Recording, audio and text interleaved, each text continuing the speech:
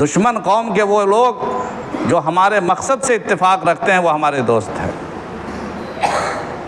حضرت عمر بن خطاب رضی اللہ تعالیٰ عنہ نے اس کے سامنے اسلام پیش کیا کہ تم اسلام قبول کرنے کو تیار ہو؟ ہرمزان نے کہا کہ نہیں، میں اسلام قبول نہیں کر سکتا، میں اپنے آبائی مذہب پہ قائم رہوں گا۔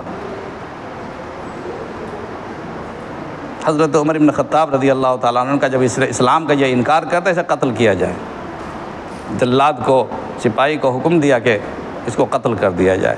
ابھی اس کی تلوار اٹھی تھی کہ اس نے کہا کہ 1 منٹ، مجھے پیاس لگی، پانی تو پلا دیجئے۔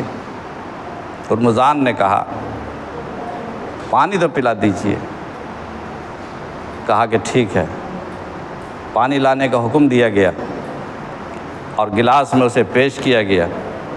اس نے گلاس میں پانی کو لینے کے بعد یہ کہا کہ حضرت عمر فاروق سے مخاطب ہو کر کہا کہ امیر المومنین، کیا میں جب تک یہ پانی نہ پیوں تب تک میری جان آپ بخشتے ہیں، جان معاف کرتے ہیں؟ جب تک میں یہ پانی نہیں پیوں گا اس وقت تک آپ مجھے قتل تو نہیں کریں گے؟ کہا نہیں، جب تک تم پانی نہیں پیو گے میں پیاسا کسی کو مارتا نہیں۔ یہ سننے کے بعد اس نے اس گلاس کے پانی کو پھینک دیا۔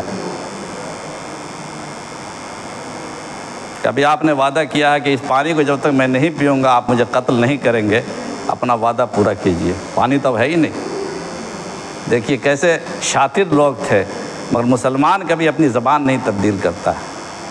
اسلام میں دھوکہ نہیں ہے، اسلام سچائی کا نام ہے۔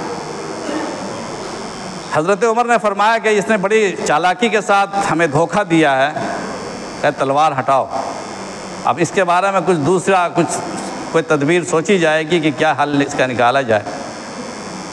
جب دیکھ لیا ہرمزان نے کہ میرا قتل اب ملتوی ہو گیا ہے، اب میں بچ گیا ہوں، اب اس نے کہا کہ میں شہادت دیتا ہوں کہ اللہ ایک ہے اور محمد رسول اللہ صلی اللہ علیہ وسلم اللہ کے رسول۔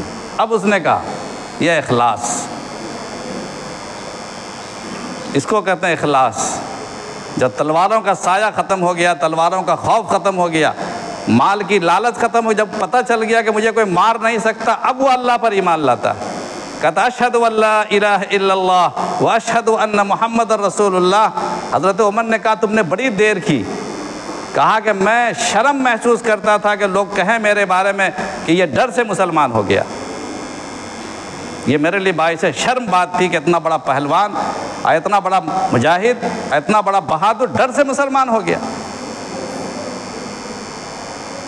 چنانچہ ہرمزان مسلمان ہوئے، ان کا اسلام قبول کیا گیا اور وہ بڑے تابعین میں ان کا شمار ہوا۔